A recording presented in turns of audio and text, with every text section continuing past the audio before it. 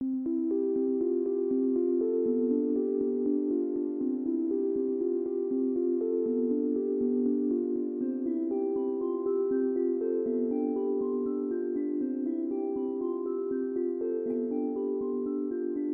fellow seeker, and welcome to Conversationally, Immersive Bridge Talk. I'm Argo, and today I'm joined by Pink Lemon Lies Hello. and Orra. Hello, it is me. We're your hosts, broadcasting today from Red Bridge. As you may already know, this is our first Bridge Talk episode, and we're sponsored by the Varelse Bridge Society. If you found yourself here by chance or with intention, welcome, and we're glad you found us. Bridge Talk is our heartfelt attempt to share the joy, excitement, and passion we all have for the stories we enjoy and create together.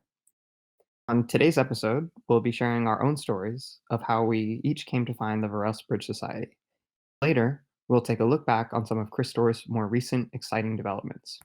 Or, since you actually began the VBS server before it became the VBS server, would you like to start us off? Yeah, so I always say that it always started off as a joke. I just had found out about it through someone else.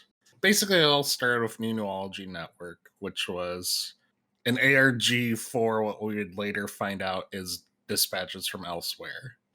And it got brought to my attention. A bunch of us from another server that I run decided to check it out.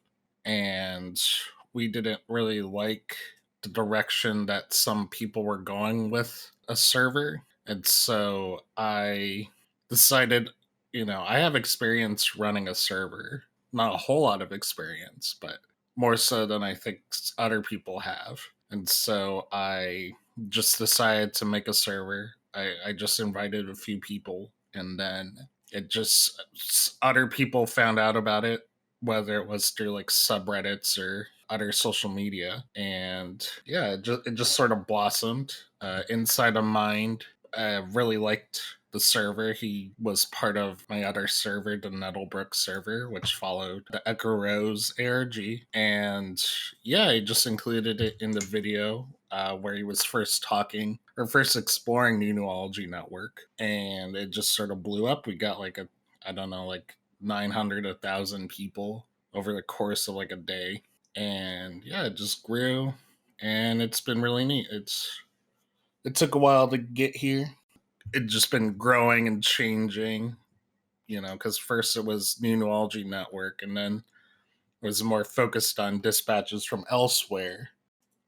Eventually going more into sort of, I don't know what you call it, like a fan server for nonchalance projects run by Jeff Hull and other people, until finally sort of our own thing, the Varelse Bridge Society, which is just a group of people who I think really connect with the ideas put forth by Nonchalance, by Jeff, and it's slowly becoming more and more of its own thing, which is really neat. Definitely. So, do you remember when the biggest influx of people to the server was? Was it pretty gradual with time, or were there certain influx points where it kind of grew suddenly?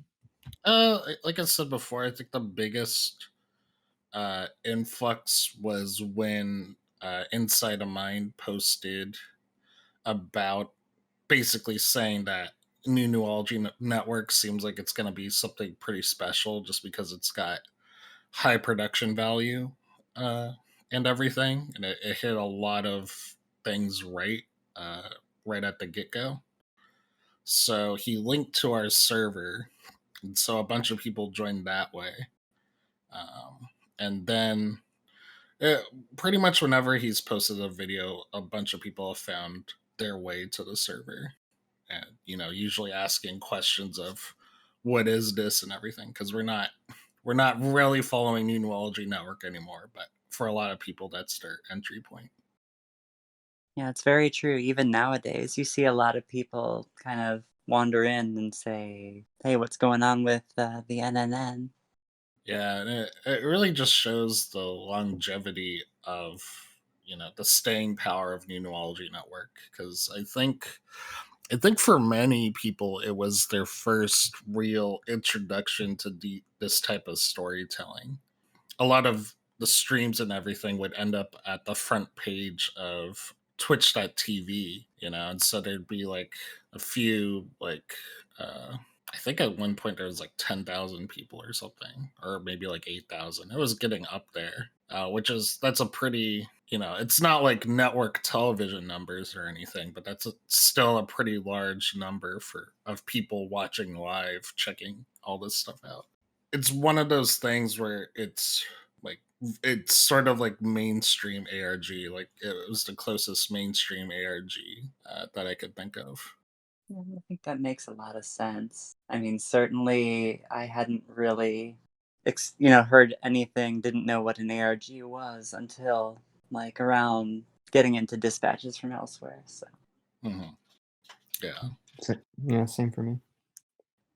and so just so a lot of people, with it being their first experience, I think it's addictive isn't the right word, but it's definitely something that people, once they sort of go through the process and sort of understand it, they're like, this is really neat. I want to continue having experiences like these. And so, yeah, they'll start really seeking it out. And yeah, just it's really like saying how much production value New Neurology Network had. Like, yeah, very high production value that, yeah, really just drew people in. Obviously, Aura, you've been here the longest. Can you comment a little bit about how you've seen the community itself change as it's moved through each of the different experiences? Yeah, like for New Neurology Network, it's sort of got what I would consider a typical ARG crowd. I don't mean that with like any negative connotation. It's just how people approach these type of experiences, and it's a lot of really into digging, I guess, what we call it, basically exploring the space that's in front of them.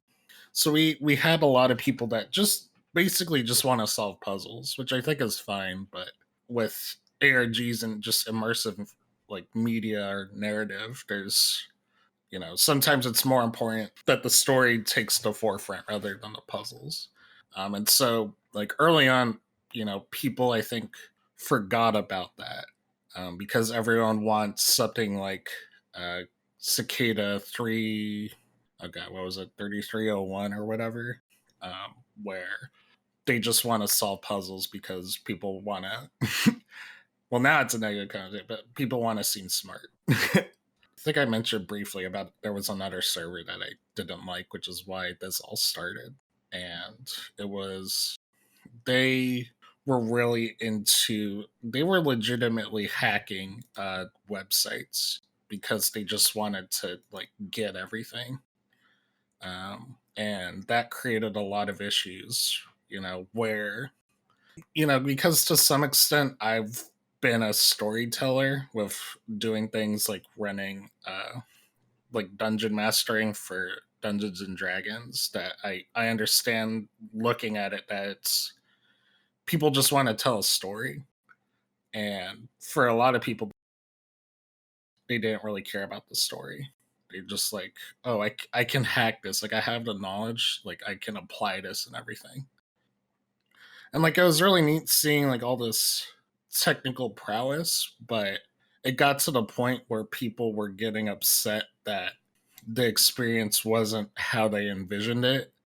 And so there would be a lot of things like someone someone made a fake, they didn't make a fake website, they cloned the website so that they could bypass security APIs in order to get past, I guess, locks like, that were in place in order to see pages that we were gonna see in the future.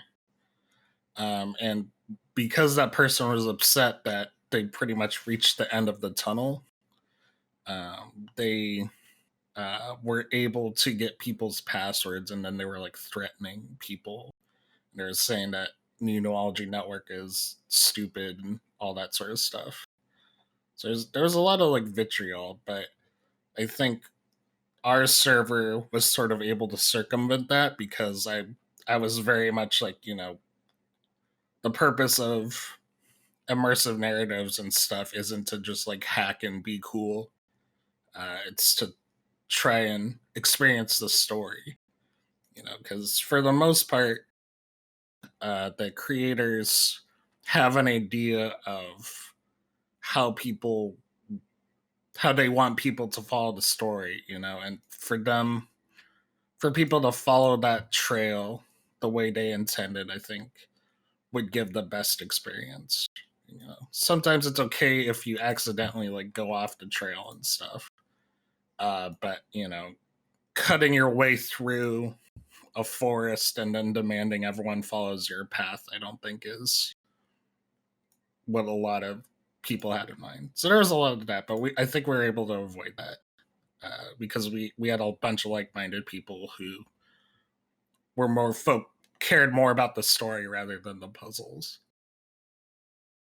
And then, so after New Neurology Network, we were mostly just learning about nonchalance and enjoying the show and everything. So I would say it's more, at that point, it was more kind of a typical fan server where like-minded people who enjoy the content can come together and talk about various things like the Jejun Institute or the Latitude Society, the Jejun Institute documentary, In Bright Axiom, Dispatches from Elsewhere.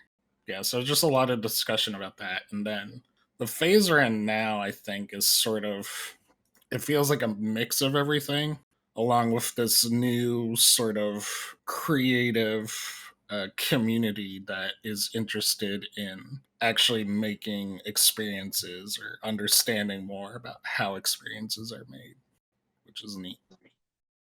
So, to that point, had either of you heard of the world of nonchalance for this server? Because I know for me personally, I never had before dispatches. I didn't for sure. Yeah, nothing from me either. I had no experience with all that was going on. Yeah, we had one moderator who was actually aware of nonchalance before all of this started, because some of the theories we had were that for New Neurology Network, we knew right away it was some sort of marketing, just because for the most part, I think they even mentioned it in Dispatches from Elsewhere with Bender Elmore, that there has to be a product at the end of the experience in order for there to be like such high production value. And so there was a lot of theories that like, oh, it's for a movie. Oh, I thought it was for a video game for a while, like for Assassin's Creed or something. But I think one of the first people was Hey There Robot, because she was fully inoculated with nonchalance, the EPS, and the Jejun Institute and everything. Which, if you get to know her, completely makes sense. It's very much in her wheelhouse. Yeah. So you both mentioned that you came from Dispatches from Elsewhere. And so I'm just curious how you actually came to the server. Was it through a friend or maybe through one of the social media links that are posted? I think we're on the epwa.life recommended groups. So yeah, definitely with dispatches, I had found out about it just from somebody posting in a Twin Peaks group that I was in. They just posted that, this is a sort of spooky looking TV show that has a diner as a central location. Of course, they mentioned cake or pie. And, it seemed kind of weird. I didn't really look into it very much. I just sort of was like, okay, well, I'll give an episode a try. I didn't actually give the episode a try for like several weeks. But when I did, like, I was just completely blown away by the raw, like, emotion that was shown in that first episode. It completely, like, knocked me over, blew my mind like a million times. Mhm. And then it kept doing that. I came in a little bit later, so I had some stuff to marathon, and it was just like this crazy experience of so many synchronicities coming together, just with, some of the stuff that was going on in my life and, some of the stuff that was happening slightly before. It really kind of it made me feel different than any other media that I consumed up to this point. It kind of gives you a little bit of a call to action, maybe.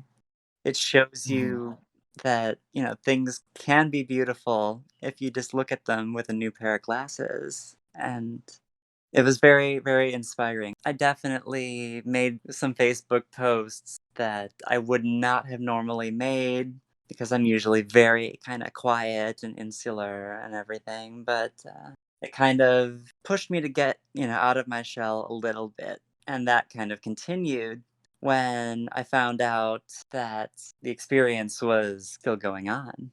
Mhm. And basically, that was something that I found out through joining a bunch of Facebook groups about dispatches from elsewhere because I wanted to kind of keep this feeling going, I guess. Mhm. And I don't remember exactly how I found the Discord itself, but it was probably through a link in the Facebook server Yeah. or maybe one of the other rabbit holes, like you mentioned. Maybe I went to epwa.life and saw. Actually, now that I think about it, I think that is actually how I did find it. Oh, okay. So, yeah, because I think I joined both servers and looked around for a bit, and I was like, okay, I don't know if I'm ready to jump in just yet. Yeah. So I didn't. I just kind of let it go for a few weeks. And then I saw the pen and banjo streams that were going on, basically, where they, in the beginning of May 2020, streamed The Institute and In Bright Axiom and then Grandview Boulevard every Monday. And I missed the live streams for The Institute and In Bright Axiom, but I was free that Monday night that they were streaming Grandview Boulevard, and I was like, I really would like to watch this. And it was really cool because kind of the feeling and the core bits of it linked back a little bit into those same, feelings of wanting to kind of express the creativity and share those great feelings that, had run through Dispatches from Elsewhere and the Institute. And of course, in the lively chat that was going on, there was a lot of discussion about Crystore. Mhm. Yeah.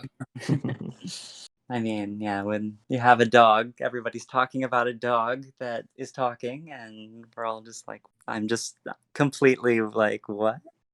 I haven't. So yeah, after Grandview Boulevard had ended, I decided, okay, I'm gonna start really, really going down this rabbit hole, looking into Crystore, and then from there, it kind of spiraled out to actually taking a step into interacting with the community, which is always kind of a scary thing because some communities are not so friendly that I've, unfortunately found through time. Yeah. But yeah, from what I had seen just from lurking a little bit, everybody seemed really cool, really chill, open to discuss ideas. So one day I threw things out there and then I just, kept on going, discussing everything and kind of just getting more involved. That's good. I'm glad I don't have to go after anyone. Now, what about you, Argo? Yeah.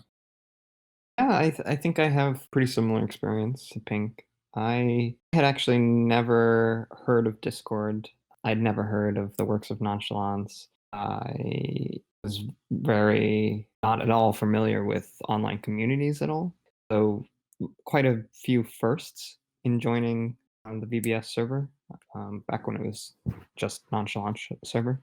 As for how I found the server itself, I seen, I think, a few Facebook ads for dispatches from elsewhere, so I was also totally unaware of New Neology Network. And the previews for the show looked pretty interesting, kind of strange, intriguing, and so I just kind of put it on my radar as just an interesting TV show that I wanted to watch. So that was probably in the fall or winter before Dispatches came out, and once it went live, I was still unaware of everything else that was going on in the background or even what it was based on. But I would watch the show by myself each week. Really enjoyed it. I think that's kind of an understatement. Some of the things that Pink had said also resonated with me. There was just like this honest and really vulnerable and emotional earnestness about the characters and what they were going through and identifying with something in each of them that was being shown on the screen. And it just really touched a part of me that I don't think a TV show had in quite a long time, or not in that way. So I was hooked for sure. And so, really, it was pretty simple, just enjoying each new episode that came out, kind of, again, totally unaware of what else was going on or what its roots were. So, for me, for quite a while, it was just a really meaningful TV show. And I think nearing the final episode, I started to have a feeling that was very familiar to me of kind of FOMO, or like this slipping away of something that was so beautiful and really wanting that more, and kind of having mixed feelings of guilt about that, just because, like, this TV show was such a gift to me at a time when I really needed it. And so the final episode ended, and the first thing that I did was start Googling season two, um, because I didn't want that experience to end, or was hoping that there, be more magic like that. Those kinds of beautiful feelings that the show had stirred in me. And so as I started to Google, there was obviously no clear answer to a season two, but I started to then learn about the history of, like, what the show was based on, the Games of Nonchalance and the Jejune Institute and the Latitude Society, and that whole world, which I had previously been totally unaware of, just kind of started to reveal itself the more that I read. And so as I went further down that rabbit hole, so to speak, I found different notes on different Reddit communities, still unaware of the Discord community, and also the Facebook groups, like Pink mentioned. And so I actually saw a couple of posts from one user called Why Not 333, which I think we all kind of assume is a certain special individual on our server. And that user had posted quite a few links to a website called Crystore, CrystoreInc.com. And so I clicked on it, and I think my first reaction seeing it was just kind of like, the heck is this? This is really weird. This is outside my comfort zone. This is super zany. This looks like somebody's, homespun crackpot kind of weird idea that's not related to anything I'm interested in. Um, they're probably just trying to push it in each of these different groups. So I kind of like set that aside, thinking it was somebody just kind of pushing their own stuff. I guess wasn't entirely untrue now that I think about it. And eventually, somehow, I found a link to the Discord server. I think it was on Reddit or one of the Facebook pages. I don't recall exactly. I remember joining the server. Again, I had no previous experience with Discord or online communities for that matter. So there was definitely this feeling of like stepping off into the unknown of, clearly this community already existed. They were quite comfortable with each other and like the content that they had been following. And for those of you that are on the server, you can go back and look at my very first post if you like. But I just kind of took this risk, I guess, and confessed what I loved so much about dispatches, and that I was just kind of here to learn more, and hopefully someone could point me in the right direction. And I pinged Orra, who who pointed me to the main doc and was really welcoming. I think that held true for the rest of the community too.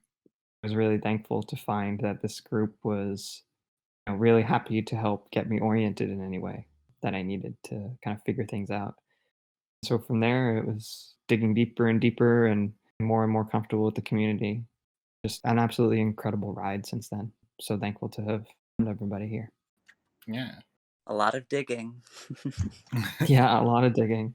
Yeah, it's funny. It's always like a fun pastime to scroll back through your old comments or your old DMs. And I were doing this the other night with Orra.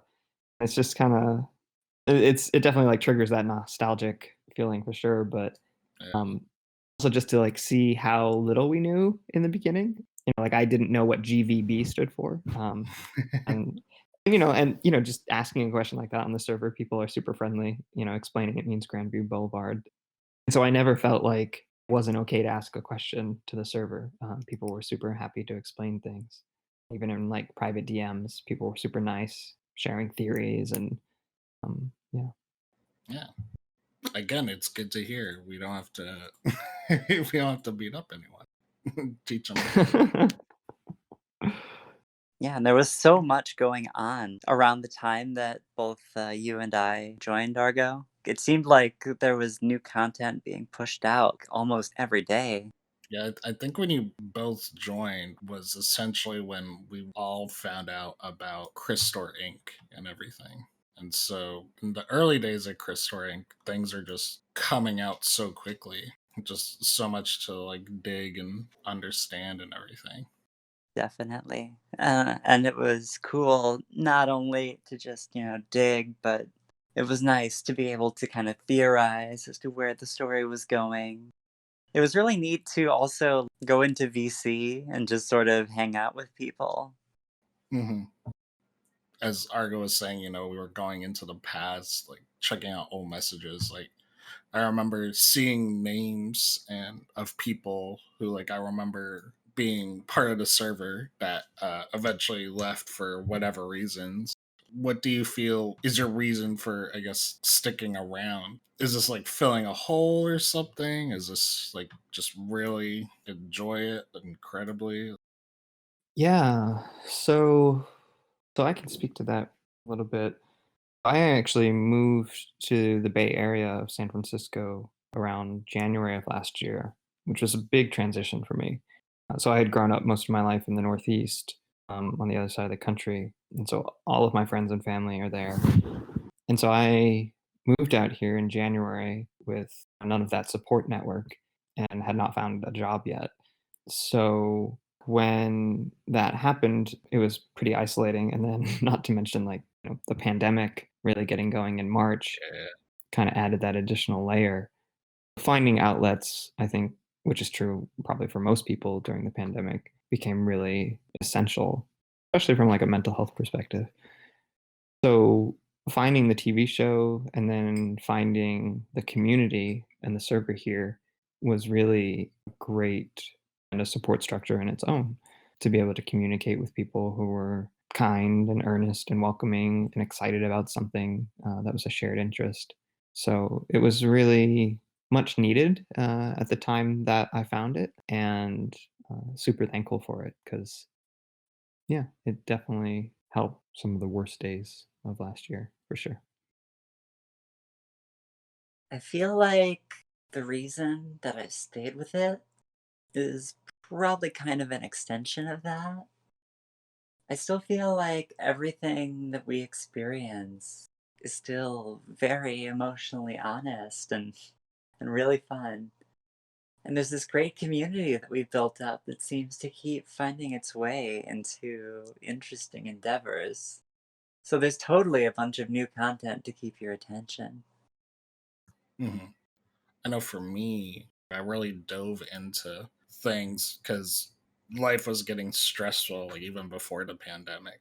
Because we had to put my dog down because he was having a losing battle with cancer, and then I think relatively soon after that, my significant other was also dealing with skin cancer. So it was just a lot of like, there's like a lot of financial hardship and just like this need to change things and really dive into things just to sort of keep my sanity, I guess. And like things have calmed down, and now it's just more for me. It's just an appreciation of like everyone, I guess, like just a bunch of fun, interesting, unique people that have come into this, and I just want to keep exploring and like see how far the community can go and everything. Just because like everything that we've followed is basically told us, try making something and see what happens. Like that's just a core ideal that stuck with me throughout everything. So, and that's why I'm around and why I haven't ditched everyone. Despite the close calls to changing the server focus a couple of times. Boy. Yeah, just to touch on that a little bit, I've always kind of found it interesting to see how people talk about nonchalance and what it means to them, and how they either regard it or use it or apply it or embrace it or relate to it in their lives. I think I don't know if there's necessarily a right or wrong way to go about doing that, but there's often like a language surrounding nonchalance as like this escape from real life, or like a respite from the horribleness or the shadow parts of our daily lives. And I definitely resonated with that mindset, I think, at first.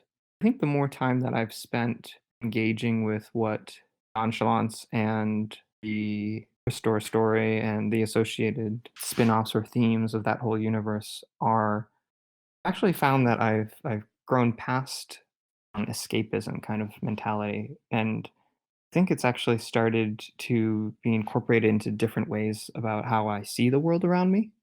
And so nonchalance, its ideals, and the stories that are told within that universe, Crystore included, they've started to, I guess, ripple out into the ways that I see relationships or stories or my own like personal narrative, and also different practices like how I create their art or fiction, tell a story even.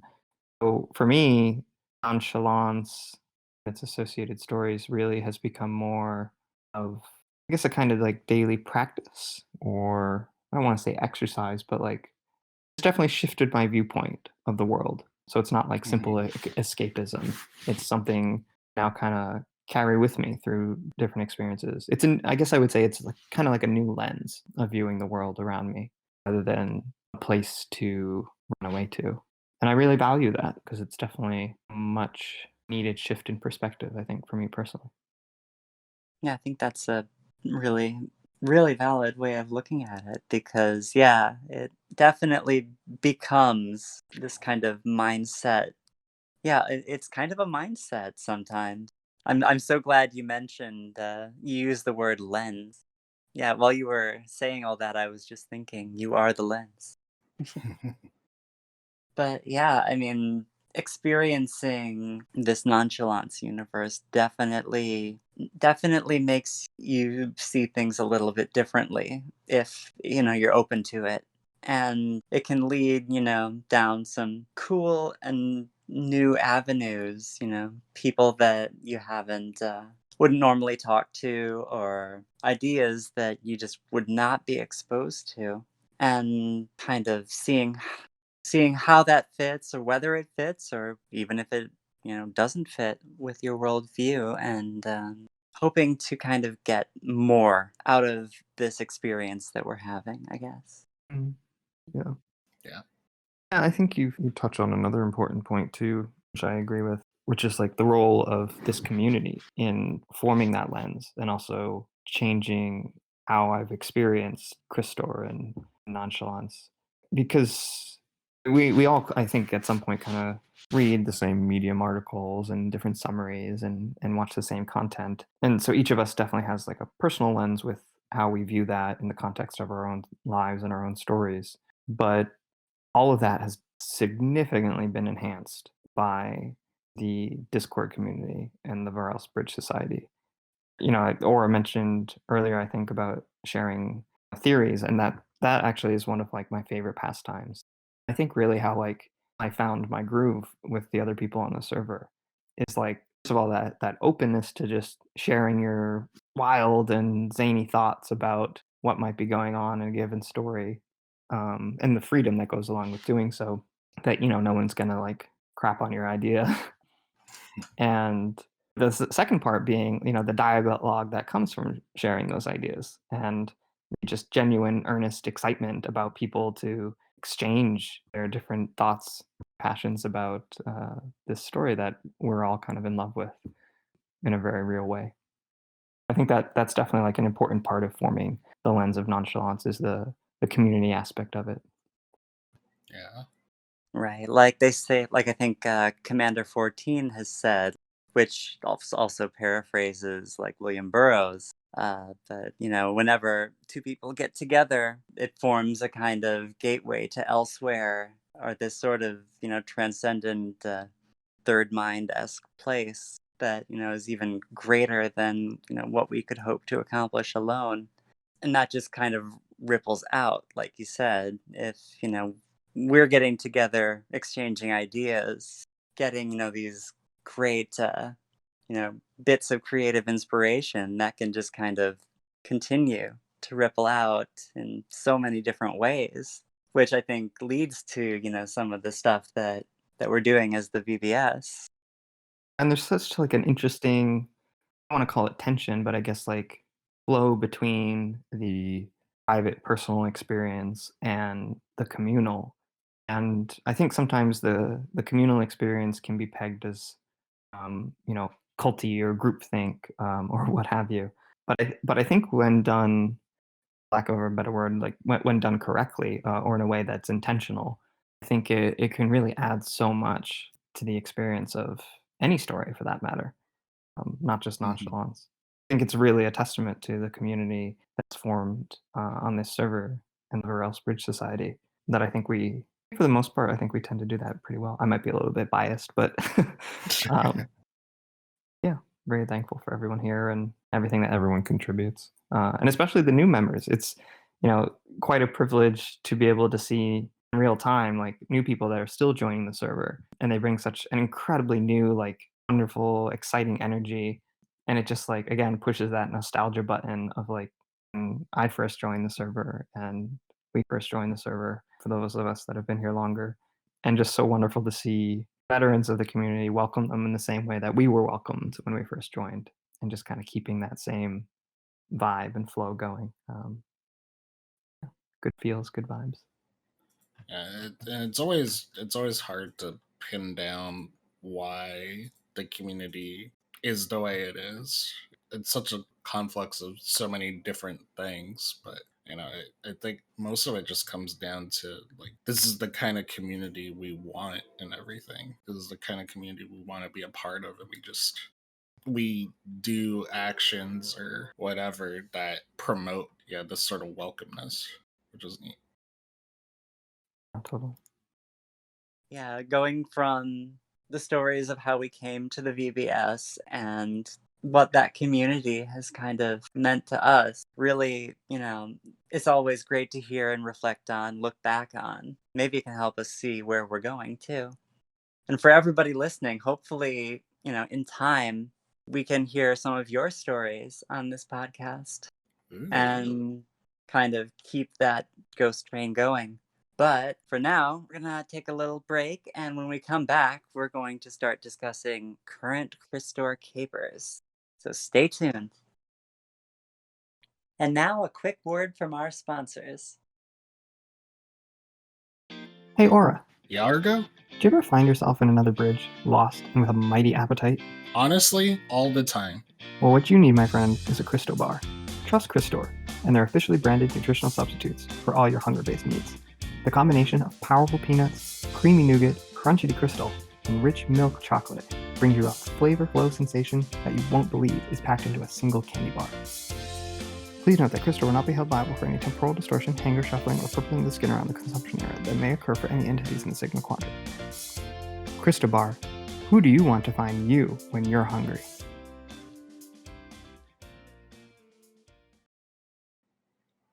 Oh well, welcome back, man. That Crystore ad was really good, right? Speaking of Crystore, we're gonna go into our next segment, Crystore current capers, and in this we just kind of talk about everything going on with Crystore and related entities, even though they probably don't want to say they're related to Crystore in any way.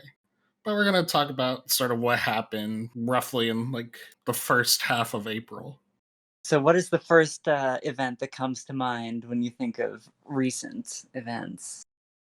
I think the first event that comes to mind is the 1st of April, April Fools. We had quite a few different shenanigans happening for that day, as expected. Right. I just remember seeing ORPCTI sitting in the voice chat alone and being like, okay, that's kind of weird. So may as well join. And of course, the first thing that he asks me is, what happened to the server? Yeah, I didn't tell him what we were doing. You know, I I was really into Stockroach. Okay, I'm sorry. I apologize. I put all my bitcoins into Stockroach. We changed the server name. We were gonna transition into Stockroach. If you come back now, you'll see that that hasn't happened, and I've lost a lot of money, and I don't want to talk about it. But that was definitely what ORPCTI and Hugh wanted to talk about. Because Yeah, Hugh showed up pretty soon after that discussion happened, and after me kind of saying, I have no idea what's going on with Stockroach. So Hugh comes in and starts, being Hugh. Basically, it was a back and forth between ORPCTI and Hugh for quite a bit. Just kind of, they were just riffing on each other. ORPCTI put on a voice filter. So I mean, hopefully by now, people who are listening have heard of Hugh, Crystorch's head of human resources. If you haven't, I highly recommend seeing the Twitch stream that was done a little while back with him and Corporal 13, conducted by Kurt Clendenin from the Inspirato Projecto podcast. Definitely a good interview. yeah. A sword was pulled out at some point, so maybe that'll pique your interest. But yeah, Hugh just, was talking up a storm about how they don't have goats on Zorch, apparently. Oh, really? But they have goat spiders. You. I wonder if they're creatures of nonchalance. So, hey, don't hate on the goat spiders. Like I accept a lot of things. I don't know if I can accept goat spiders in my heart. If it's a goat with 8 legs, I think I can handle it. I don't want like a goat-sized spider looking at me. That's a bit too much. I think Hugh mentioned that they milk them, but I'm not 100% certain. I know. Sounds like quite the interaction. I unfortunately missed that interaction, but I think it went on for quite a while. Is that correct? Yeah, it definitely did. Or PCTI eventually got to talking a little bit more about the VBS, and I think discussion kind of moved towards, cool stuff that the VBS could do, like, coming off of Stockroach, talking about VBS currency. And then Hugh kind of piped in and says that on Zorch, they use baby teeth as currency. Oh my. It's expected. It's kind of interesting. Maybe only interesting to me, but it kind of links back to stuff we found out in the Jejun Institute back when Ava was having her memory to media session and remembered seeing like a goon crawling in the window, which was the tooth fairy coming to get her teeth. Mm. And there was also a bit of a callback to the teeth that Jejun participants, Pink, you'll probably recall better than I can. The teeth of nonchalance. Yeah, the teeth of nonchalance. Thank you. Yeah, so maybe teeth are a source of wisdom of sorts across all nonchalant related threads or stories. Very probable. Now, here's the thing: have you kept your teeth for the coming? Maybe we have to use it as currency. Only if Zorch comes to power, which let's hope. Let's hope not. Because I don't know about you. I found out a while ago that my mom kept my baby teeth. I'll have that to my advantage. A vast bounty to offer the whole. See, I'll sit on my tiny throne of teeth and live like a like a king in the Crystore apocalypse. Who knows? Maybe there's already a version of you on Zorch that's doing that right now. Oh no. Maybe they're like the Zorch equivalents of bitcoins, mining the baby teeth. Super rare, super valuable. They don't call it bitcoins; they're bytecoins. There we go. Oh, That's good. That's good. excellent. Trademark right away. Quick, get it before they do. It's probably already happened. Speaking of Crystore too, recently we got that leak of all the interviews that were done. What are your thoughts on that? Besides, being slightly disquieted. Yeah, not so much a leak even. It seemed like quite blatant bragging on the part of Dr. Nanya Busness Very true. and telling the world how awesomely terrible their applicants were. So for those listeners who might be new to the server or not familiar with this, I believe last fall it was, Crystore had a hiring promotion where they attempted to recruit, and it seems they were successful in doing so, new applicants to join their ranks. And so, according to their lead problems engineer, they had quite a few applicants. And I don't think we were really sure whether or not that was true. But more recently, as Pink mentioned, there was a posting of the interviews of 3 of their applicants who I believe they had accepted as new employees. So, a little disconcerting and quite a lot going on in those interviews. And so, if you haven't checked it out already, I would recommend heading over to the Crystore blog and giving it a listen for yourself.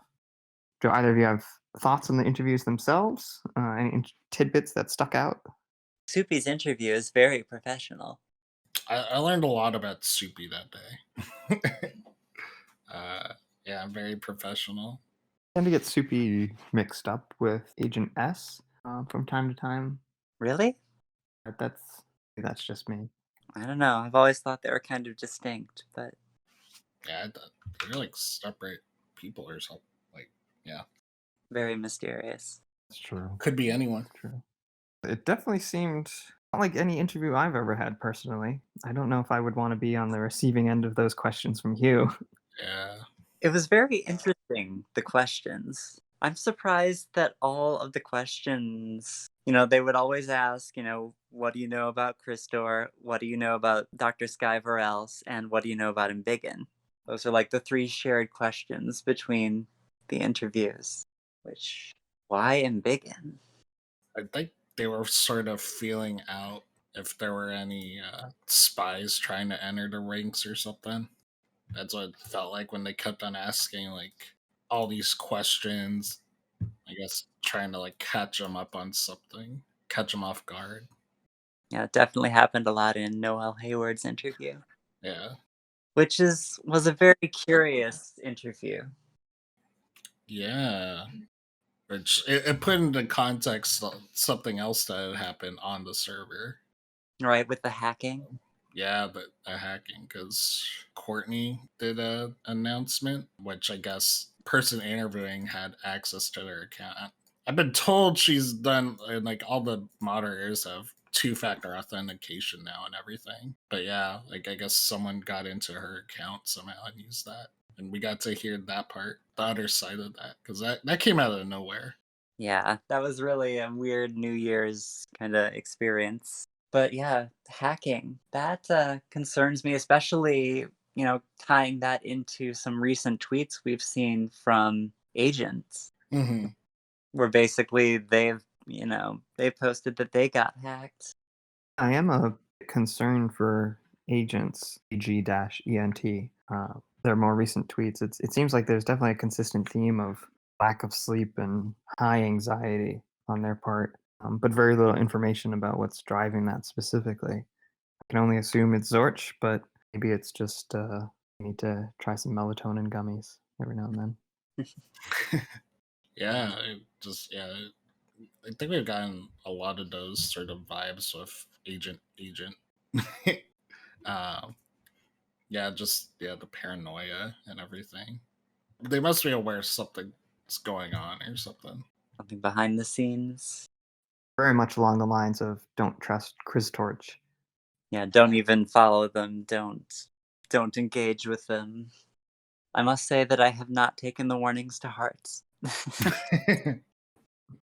Interestingly, Agent had also tweeted about another agent who we've recently been introduced to over the past couple months, known as EQ-NOX, or Equinox, or EQ for short.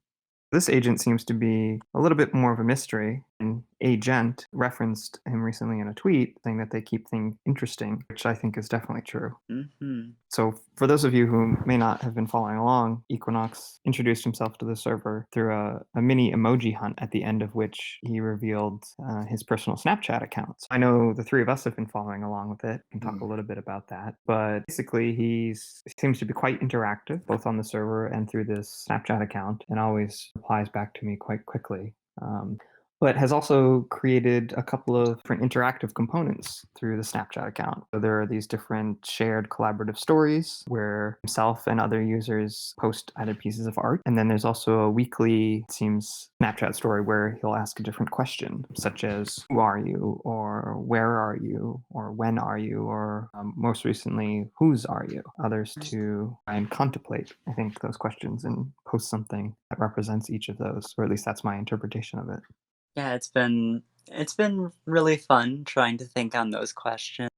Reply with something that kind of feels you.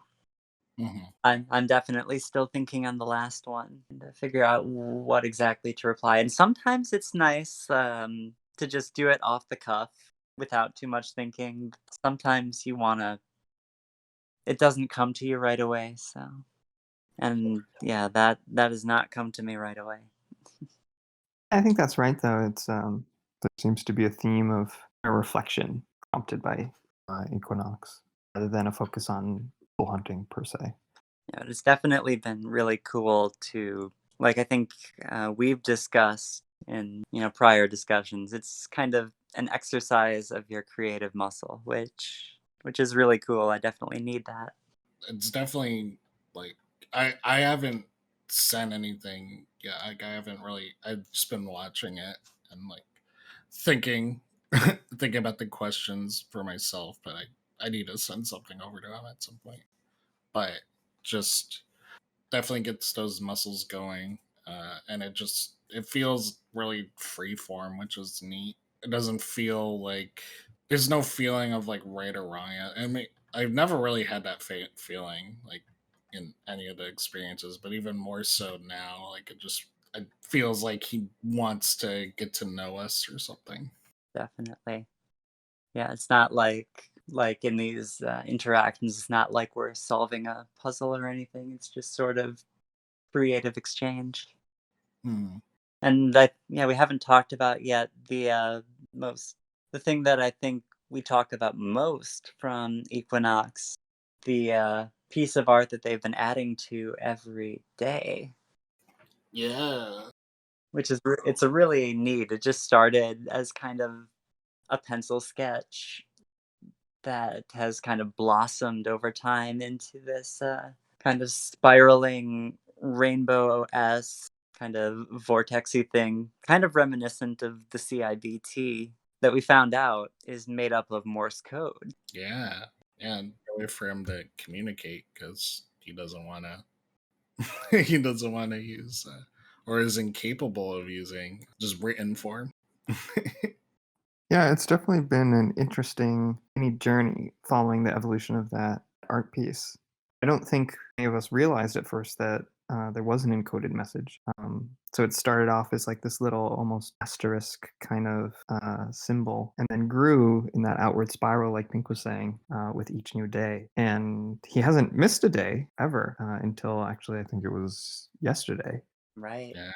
With each new day, there would be a new word or phrase added in a different Morse code color. And so, spoiler alert, the Morse code translates to this sentence that's been, or multiple sentences that have been gradually revealing themselves over the past couple of weeks.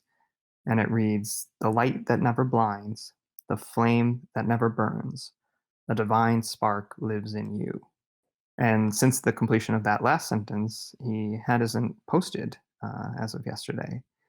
So we have a couple of thoughts on that. I've noticed on the server, it's possible that maybe he's just finished with that message, or it's a pausing point before the next stage. More concerningly, there's also a more recent tweet by the Crystore Twitter account saying it would be a shame if something happened to that sketchbook of yours. To which, surprisingly, Dr. Sky Varelse responded to, saying that if anyone needed help protecting or hiding a valuable sketchbook, to let her know and reach out. So quite a lot going on there. One, we have the first lapse in the evolution of this piece, a coinciding with a tweet from Crystore, possibly suggesting that they're targeting or at least aware of EQ's activities, and the reemergence of communication from Sky Varelse, who we haven't heard from in quite a long time. So there's quite a influence of characters and events, at least in the past week. So very curious to see where it goes next. Yeah. Why do you think Crystore is even targeting the sketchbook in the first place? Just for funsies, you think? Just to be mean? Yeah, that's a good question. So I would imagine it's either that the Chris Torch has quite a history of trolling in general. So I would imagine either they're just looking for an opportunity to drag somebody else down that's doing their thing, Yeah. or more nefariously, they see Equinox as a threat for some reason. But who's to say? As time will tell. I don't know, because for me, I guess it's just like it's interesting, because maybe I think that maybe there's just something that we aren't seeing, possibly that they're able to see, especially just with Sky popping in and everything. Feels like it's something more than just like a piece of art. But I have no idea. But it's just interesting that like they both sort of latched onto it. Like, so I don't know if there's something more there or they just want to be protective or something. It definitely adds a new weight to this art, or even to Equinox as a agent. One thing I wonder, do you think that Dr. Varelse knows to be cautious of Crystore? Like, I don't know, it's weird because it felt like initially she joined the forum and kind of didn't know things, but I felt like there was a change that sort of happened gradually. I suppose it's been like 7 months since she joined the forum and everything. And yeah, I think didn't she post about getting like glimpses of memories and whatnot, or headaches? It's been a while since I've looked at those postings, but Yeah. It feels like she's becoming more aware of things going on around, whereas initially she didn't know what was going on. right. Maybe she's wants to, like, I don't know, like be more out there or something. Because everyone's very protective of her. Definitely. Yeah, which is also why kind of responding directly like that was a super power move. Like, Yeah. just basically going right up in Chris Torch's face. Yeah, like it feels like very early on, but it'll be interesting to see how everything unfolds. Right. Definitely interested to see how her interactions with Crystore unfold, knowing what she didn't know and what she maybe is reawakening Yeah. to, and what that'll lead to. The Crystore Twitter, they were going really strong for a while, just, putting, the positive vibes out there and whatnot. And then ZMT put out that expose video, and they just suddenly stopped and haven't tried to pick the train back up again. Yeah. That's a good point. I didn't even realize that they sort of stopped when that came out. So I'm wondering, like, is it coincidental, or is there like a reason for this? Yeah, because that last that last bit of the ZMT stuff was a little ominous.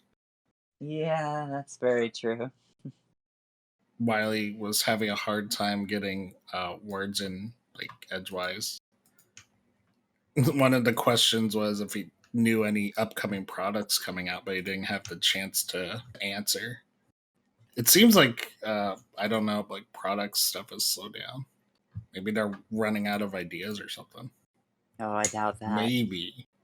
But what if we come up with some ideas for them, just something for them to think about? Like Crystore inventions of Yeah, our own. just keep their their creative fluids going, because it wouldn't hurt, Maybe they'll make one of them a reality or something. I often think of what would be my worst Crystore Yeah. invention. I know what I submitted as my best idea back when we did the VBS survey. But I often like to think about what would be the worst contribution to Crystore's product Yeah. inventory. I think for me, that would be the insouciant microwave shusher.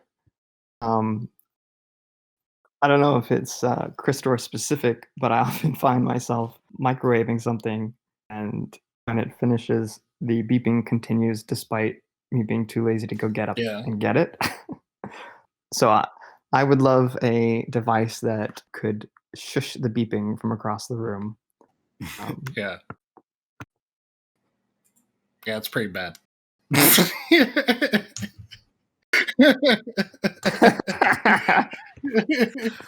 Oh, you don't have to buy it, Orra.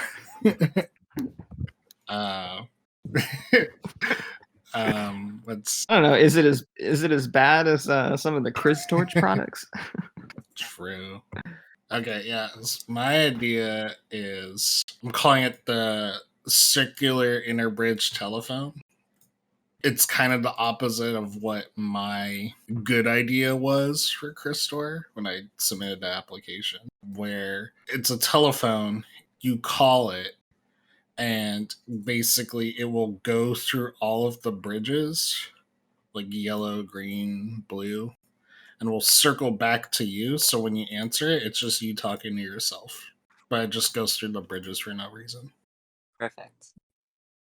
It's completely useless, but they put in so much effort creating this like telephone line in between all the bridges. It's a marvel, but it's useless. It definitely reminds me of those boxes with the switch. Oh yeah, the paw comes out and switches itself off.